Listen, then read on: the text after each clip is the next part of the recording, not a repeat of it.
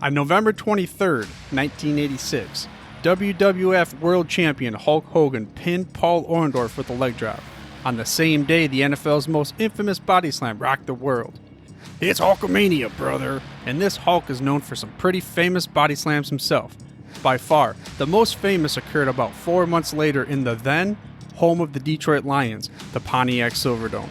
The Hulkster hoisted Andre the Giant and slammed the eighth wonder of the world to the mat. In the same building, Packers and Bears defenses slammed Lions quarterbacks into the turf on a yearly basis.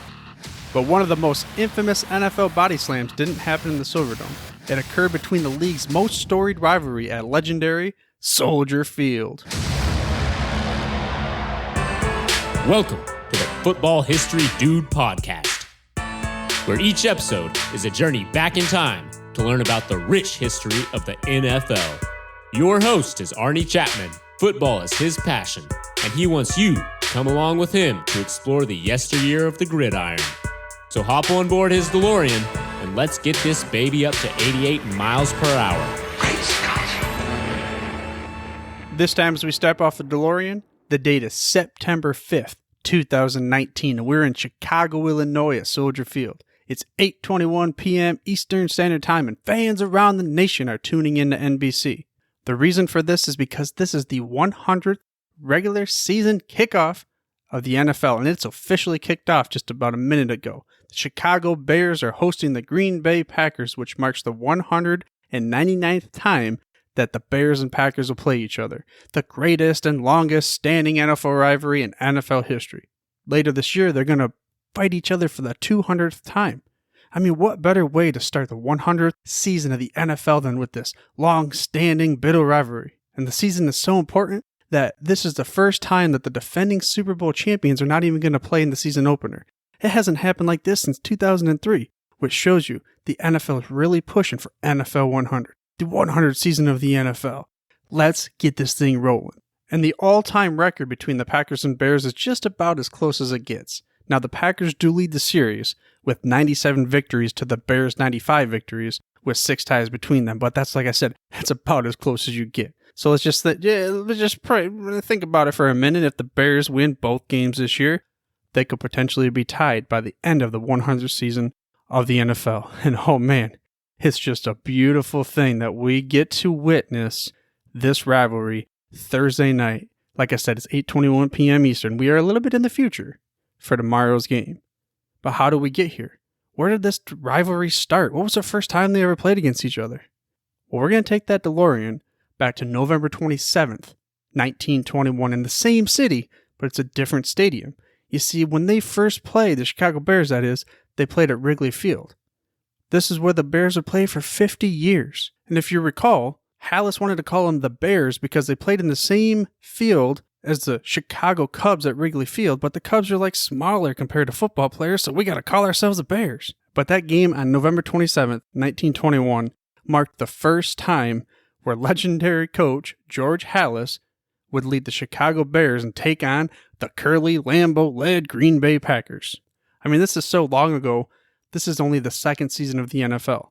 Nobody in their minds, their rightful minds that is, could have even imagined what the league would turn into today. Sure, they had dreams and hopes and everything, but the crazy thing is, it has turned into America's favorite sport. But back then, back in 1921, they were just holding on the hopes of even not shutting the doors down, being able to just pay their players and pay their employees and things like that.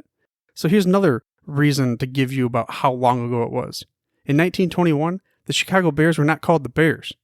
They were actually still called the Chicago Staleys, known previously the year as the Decatur Staleys. This was that whole deal where they moved from Decatur to Chicago under Halas' name, and it was just, you got to keep them as the Decatur Staleys for one more year, and then you can change them to whatever name you want there in Chicago. But 1921 also was important for the Green Bay Packers, because this was the first season for the Packers.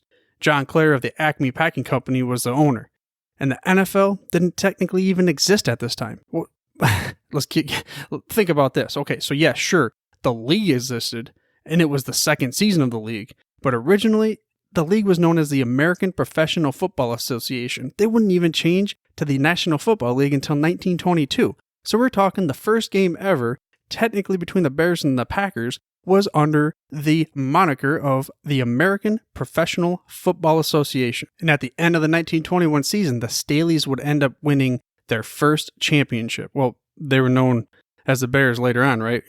Let's not forget about that. The Staleys, the first time, 1921, they had a 9-1-1 record. But it wasn't a championship game, because at the time, they only compared them to what your record was at the end of the year. And here's another weird thing, though. You see, the Staleys played 11 games. The Packers' record in their first season was only 3-2-1. So remember this. Scheduling came later. I mean, they're talking 11 games versus 6 total play games. It just, nothing made sense. That's why later on, we would end up having the first playoff game. But that wouldn't occur until 1932. And it wasn't even playing that way. We had that game, the Bears, we had them in that stadium, whatever, and they all like, we got this tied record. Let's make some more money. Let's play a playoff game. And then the first planned championship game comes in 1933 season. And oh yeah, by the way, the Bears won both of those games. So we're going with this theme here about the early stages of the NFL. The Bears and the Packers.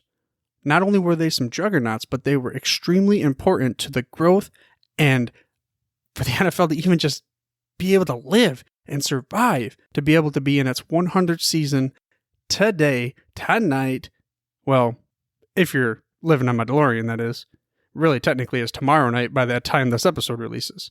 But like I said, the Packers were part of this whole, dominance at the beginning, but they weren't really that dominant compared to the Bears. They didn't even win their first championship until 1929. Technically, they were undefeated that year with 12 wins, no losses, and a tie. However, that doesn't mean that they had all victories. Again, they didn't have a playoff game. They were just ruled the champion because of the record.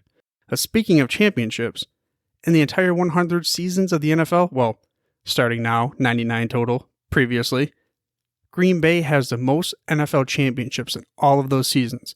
Green Bay Packers have 13 total championships, and the Bears have the second most with 9. And we talked about this last week, but the NFL history, an entire history of the NFL, only 3 coaches have 6 championships. Bill Belichick just got his last year, but the other 2 are these 2 gentlemen we're talking about that started this rivalry and helped build the beginnings and the foundation of the NFL, Curly Lambeau and George Halas, the Packers and the Bears, the most storied rivalry in NFL history. But side note, speaking of these 6 championships together, well, 12 total, but 6 amongst them, each of them, Curly got all of his while they were both in the league. Of course, because Curly had to be one of them, only one of them had to be in the league later on. George Halas outlasted as far as coaching goes, so George got his later on. But no matter the records, no matter the championships, no matter anything else that you have to say, these are 2 gentlemen and 2 storied franchises that built the league together. Sure, there was other teams involved, of course, and the Giants were extremely important at the beginning, but these were 2 giants of men, not to use the pun, the New York Giants, but they were hugely important for the foundation of the NFL as we know it today. I mean, just see their name. On the Packers Stadium, we have Lambeau Field. Pro Football Hall of Fame, the address is George Halas Drive. So these are 2 legends synonymous with the NFL Shield and NFL 100 that we are celebrating this year. And it was a great rivalry between the teams, but also it was a great rivalry between the 2 coaches. It was known that they had not necessarily a strong distaste for each other, but it was that competitive spirit, and they always were trying to bite at each other's teeth. But that wasn't really the whole story, because even though they had this huge rivalry, they both helped each other out when they needed it, because they knew it was for the good of the league. Kind of like how military units, they have like just throw it at random, they got the Navy guys and the Marines, and they might be bickering with each other, but of course, at the end of the day, they are after the ultimate enemy, to keep America surviving. And then the players from offensive teams and defensive teams, or players or family members, really anything in life. Sure, there may be rivalries, but at the end of the day, it's the teamwork. It's to be able to make something great come out of what is the rivalry that we have. And it's easily argued that George Halas and Curly Lambeau and their rivalry was what set the foundation of the NFL, like I've been saying, but also what saved the NFL from going extinct. But going extinct was something that happened to the Packers for just a brief moment almost, because in 1922, January 1922 at a league meeting, they were kicked out of the league. The reason was because they had it was known that they were using college players under assumed names, which is a no-no back in the day. I mean, it's a no-no now. You can't just play college players and pay them because then they lose their ineligibility or their eligibility, all that kind of stuff. But it didn't really last long because they were reinstated that same year, June 24th, 1922.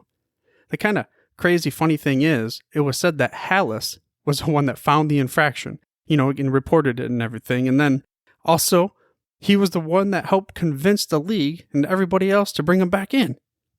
So they were these guys who, hey, I have a chance to get rid of this dude, but at the same time, I understand that for the best of the league, we need to get them back in. But the favor would be returned on the flip side, because during the Great Depression, it was said that Lambeau loaned Halas $1,500 to make payroll. So it's kind of like, got to keep each other kind of going on. We want to keep this rivalry going on so we can keep the league going on. Then in the mid-50s, it was said that Halas helped rally the people of Green Bay to vote to build a new stadium, which of course, we know was later named Lambeau Field. And another thing that Halas did, which probably bit him back in the derriere a little bit, was he, with also the legendary coach Paul Brown, would end up recommending Vince Lombardi to the Packers. Now, we know that didn't work out a whole lot for the Bears and Halas and really the rest of the NFL, except for the fact that they helped survive through the AFL-NFL merger to be the victors and then win the first 2 Super Bowls. But also, it was said that Halas, along with other owners like the Mara family, they fought for the small-town Packers. They wanted them to be able to also get equal revenue sharing from the TV contracts, which nowadays is really the biggest thing when it comes to revenue. Because we know that Green Bay is not that big of a town. It couldn't really keep up as far as just plain old fact of the matter city revenues and such. They had to have other ways to be able to keep up with the league. And even though it was the black and blue division, they still had respect for each other. And overall, I do believe that the league would not exist if we did not have the Curly Lambeau and George Halas rivalry, 2 men that steered the ship for 2 of the greatest teams in the first 2 decades, and also, of course, later on. But this rivalry was so intense that it would help keep the NFL together and be able to help grow the NFL for the future. Now, NFL fans, you have these 2 gentlemen, of course, with all the players, associations, and every other person that helped the league at the beginning. But really, I want to kind of pinpoint here, we have Curly Lambeau and George Halas. And they were 2 that helped us lead to what we're going to see tomorrow night. The Green Bay Packers and the Chicago Bears playing against each other for the 199th time in the 100th season of the NFL. But it don't want to take away from the other great coaches, players, administrators, owners, and everything from the Packers and Bears rivalry, because it doesn't end with Halas and Lambeau. They just built the foundation. I mean, this is a storied rivalry that spans basically an entire century. And of course, things changed a little bit in 1950. This is the first year Green Bay had a new coach. Gene Ronzani would be there for a few years, and Lyle Blackburn, and the 50s were kind of a dark era for the Packers, but then Lombardi shows up in 1959. But until he was there, they only won 40% of the games. We know after that, the story changed, the script would be flipped, and they would end up having a very successful decade in the 1960s. But the Bears, they only had 2 losing seasons during that span, but mostly it was a high victory rate. Some of the other notable coaches for the Packers were Bart Starr. He came back to coach from 1975 to 83, and he had some success. Mike Holmgren also had some success. He was there from 92 to 98. Then Mike McCarthy was there from 2006 until last year. He had some up and down roads, just like most other coaches do, but he did win a Super Bowl. The Bears, after Halas stepped away, though, there wasn't a whole lot of consistency. I mean, coach here for there for a few years, just like how, the joke was with their quarterbacks there for a long time. But in 1982, that's when Mike Ditka took over. And we all know what happened there. That was a pretty dominant kind of decade there for the 80s. And of course, 85 considered one of the best teams, period, of all the 100 seasons of the NFL. Lovie Smith also had a fair amount of success there, leading the Bears to a Super Bowl. I mean, they lost, but still, he was able to lead them there that year with really nobody at quarterback. In all of the years, the teams have played so many games. They've had so much success. Ton of championships, like I said. You've got the playoff games. But speaking of the playoffs, they only played each other 2 total times. 2 total times in the playoffs in the almost 100 seasons of their existence together. The first time was in 1941. This was a week after the Pearl Harbor bombing. Now remember when Matthew Algeo interviewed where he was talking about how the fans were listening to the Chicago game on the radio and that's when they heard about the bombing?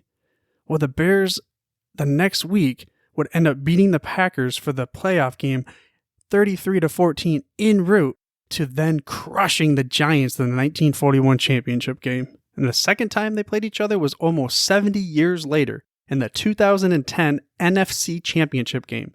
This was when the Packers beat the Bears 21-14 en route to defeating the Steelers for the Super Bowl trophy. And I personally hope they don't face each other this year in the playoffs because that would basically mean that my boys and Lions didn't get in. But that's not for now.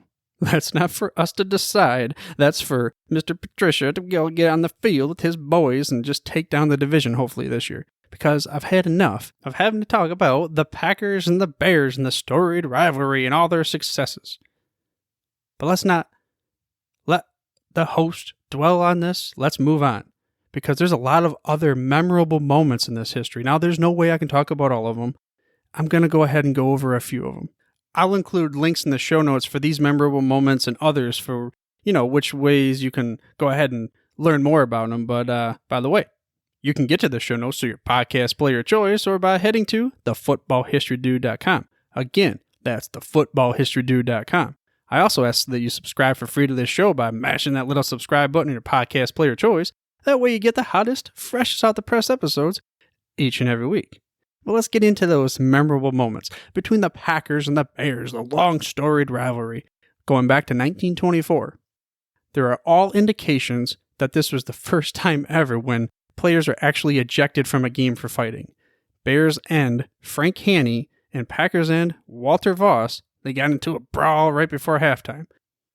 It wasn't necessarily the first time where the two teams really wanted to go toe-to-toe with each other, but it was the first time supposedly where the players got kicked out for fighting. And then also in the 1926 rivalry game, Haney was ejected again. So I'm wondering, was this the beginning of the black and blue division? But we talked about also the 1941 game earlier, the playoff game, back after the Pearl Harbor attacks happened. But this was different because it was cool in a way. I mean, not cool that the Pearl Harbor bombing happened, but it was cool that the stadium was bursting at the seams with fans coming out to watch the rivalry. It helped the Americans through a tough time. The same thing happened 60 years later in 9/11. We'll talk about that more next week. But it goes to show you how fans gravitate to their teams and to their league, and why the NFL is currently starting the 100th season of the NFL. Another game that was kind of uniquely different was in 1964. It was called the Fair Catch Free Kick game. So they kick the ball to you, you wave your hand up there, you fair catch it, and then immediately right after, you declare you're going to try a free kick is what it's called. I mean, there's no snap or a tee. It's just a kicker where he's going to just try to kick it through the uprights. You can either have the guy hold it with his finger. From what I gather, you can punt it through the uprights as well. I think it's kind of more of a rugby style because that's how they used to kick. They kicked a lot of their points and stuff. You take the ball and they punt it through the goals and all sorts of different kind of rules that are pretty close but a little bit different there, back with Walter Camp making some changes and his boys. And supposedly in this game, Lambeau invoked the rule and everybody was confused. So Bart Starr, he held the ball. Paul Hornung, he kicked it. And it was to much dismay or surprise of everybody else. He kicked it and made a 52-yard field goal. And it was a little bit harder to research those because it didn't give me exacts, but I found other places where Curly Lambeau had such a kick back in the 1921 season, supposedly the first successful attempt in a regular season game. I'm not for sure. It seemed like it. I mean, hey, it would make sense, 1921's a second season. But it'd be cool to think, for sure, if that was Curly Lambeau, talking about this storied rivalry, was the first to successfully kick and make this weird, different kind of rule in a Packers game. Another goofy kind of play, I guess you could call it, that was unique and different, and it involved the kicker again, was 1980, Chester Markle. I mean, this guy, he looked like he was straight out of an army movie back in the day where he had his black sunglasses. No, it wasn't sunglasses. It was like regular glasses with the black rim, and he only had one bar. He just looked like he was just fresh out of boot camp, and he was just, it was different, man. You go back and watch the video in the show notes. So the 1980 overtime game, they're tied at 6-6. It's a short field goal attempt. It was only 20-yard line where the ball was being snapped from. So they snapped the ball. It's blocked. Now, when it blocks, it ran back into his, they blocked it and it went into Chester's chest. Well, that wasn't on purpose. It went into Chester's chest and he grabbed the ball and he ran around the end for a touchdown. I mean, it was just crazy. It was just something that nobody really saw coming. And it was one of those other moments that sticks out in Packers-Bears history. And another moment that sticks out was in 1985. 1985 was known as the year that the Bears were dominant. But between the Packers and Bears, a big moment was this was the first time where William the Fridge Perry, he scored his first touchdown on a 1-yard plunge. Now, I swear in the video, I saw it looked like it was Bill Murray talking on the camera. I don't know for sure. Got to go back in the show notes and see if that was him or not. I mean, I could be mistaken. But still, this was a behemoth of a dude. Like the fridge for real, because it's like he ate the whole fridge kind of thing. 1986 was the next one. This was after he got some heated rivalries, look really there deep because we're talking about the two coaches. This is what they called the Charles Martin hit list. Martin played for the Packers. Before the game, he was seen waving a white towel with players' numbers from the Bears on it. We're like, what? That doesn't make any sense. These are the players that he planned on taking out of the game. Jim McMahon, Walter Payton, Willie Gout, and some more. They were the reigning champions, the Bears' dominant 85 run the year before. It kind of was like, dude, at least when the Saints had Bounty Gate, they kept it hidden in the locker room and they would have the whole, they'd give the bounty money or whatever, but they would just be waving around on a towel. This would not have been as memorable of a moment, though, if it wasn't for the huge blow that happened. Jim McMahon, he tossed an interception. We're talking a long time after the play, after he threw the ball. Charles Martin's just kind of like lurking in the back. He picks him up and he proceeds to straight body slam this dude into the turf. Maybe he was auditioning the WWF. I don't know, just like what we were talking about, the body slam that I referenced to in the intro. Martin would then receive a 2-game suspension. This was the first time that anybody in the NFL received a multi-game suspension, that is, for an on-field incident. And supposedly, Martin never even apologized or even acknowledged that he had wrongdoing. A quote from Ditka later on said this: "These things were after the play, after the fact. So either you are coaching that way or your players are stupid. That's what I'm going to say. In this case, I believe they were coached. That's why I never got along with Forrest Gregg. To this day, I don't respect him for that reason." Now, Ditka played for the Bears during the Lombardi era, and Gregg played for Lombardi. So this was essence the rivalry where it started back in the 60s and coming into the 80s full circle. However, I don't know how much of it really had to do with that, but we'll just go ahead and let everyone else speculate. Because in 1989 was another, infamous game, I guess you can call it, where it was Don Magic Man Mikowski, where he scrambled around. It was 4th and goal from about the 15-yard line. Magic Man pulled another magic trick bunny out of the rabbit, and he scrambles around. He tosses a touchdown to Sterling Shepard, and everybody is, yeah, woohoo! But then you got this flag on the field because the ref had imagined that he had stepped over the line of scrimmage. The article that I saw said that they were deliberating over it for 4 minutes. Then finally it was overturned. Packers win. So it was kind of like you could call it the controversial game because of what was it really, I don't know. But in 2014, this was no controversy. Aaron Rodgers, 2014, he threw for 6 touchdowns in the first half against the Bears. I mean, this dude, he was still is straight up the Bears killer, the Bears trap. But with that being said, this is by no means considered to be an all-inclusive list of all the great moments that have happened in the legendary Bears and Packers rivalry. I mean, there's so many that are out there. It's impossible. We could go on for days and days. Speaking of that, I'd like to hear if you have a favorite Bears-Packers rivalry or even any other favorite football moment out there. If you would like to share yours to be played on the show, head over to myfootballmoment.com. But tomorrow night, we're going to finally start the regular season with the 199th game in the longest rivalry in NFL history. the Green Bay Packers are going to trek into Soldier Field to take on the Chicago Bears at 8:20 p.m. Eastern Standard Time, which you can watch on NBC. But this is only part of the reason why tomorrow is so important, because tomorrow night marks the official beginning of the 100th season of the NFL. I hope you enjoyed this week's episode of the Football History Dude and were able to gain some gridiron knowledge nuggets of the most storied rivalry in NFL history. If you enjoyed the show, I ask that you please share it with one family member or friend that has not heard of the show before. And as a Detroit Lions fan, yes, you can even share it with a stinking cheesehead. But now next week, we're going to take a look back to the 9/11 bombings that changed the landscape for Americans and other people around the world forever. But more specifically, we're going to dig into how the NFL helped Americans through this crisis and many others throughout history. But for now, dudes, I'm through if you're through. Thank you for listening to this episode of the Football History Dude. To make sure you're the first to get the next episode, please subscribe on your podcast player of choice and head on over to thefootballhistorydude.com for the show notes and more information on the history of the NFL. And remember, dudes, where we're going, we don't need roads.